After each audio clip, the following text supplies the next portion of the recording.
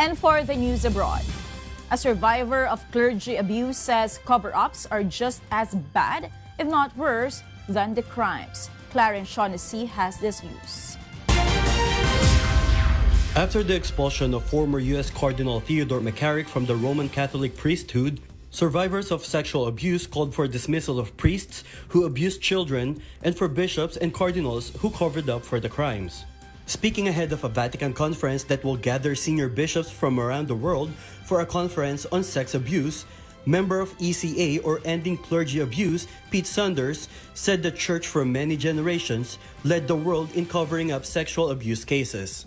A survivor of clergy sex abuse himself, Saunders said that priests who abuse children and members of clergy who covered up for the crimes should be defrocked. Well, the very minimum that the church can do is to dismiss from the clerical state any priest that has abused a child, any priest that has committed such a crime, and the dismissal also of any bishop or cardinal who has covered up, because cover-ups are just as bad, if not worse in some ways, than the actual crimes. And the church has led the world in covering up these vile crimes for many generations, and it has to stop, and it has to stop now.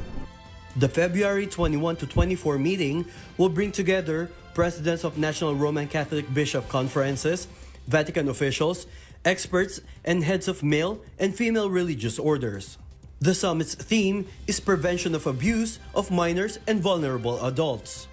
ECA founding member Peter Isley told Reuters that the church has hundreds of thousands of pages and files about people who raped and assaulted children, and asked the Vatican to reveal the names. There is no other organization on this earth that knows more about child abuse and pedophilia than this organization. In that in that building back there are hundreds and thousands of pages and files about individuals that they know have raped and assaulted children. And why don't we know who these people are? They're the only ones who know they are. That's not doing families much good that they know about it. We need to know who these people are. They need to tell us who they are. They know everything about these crimes.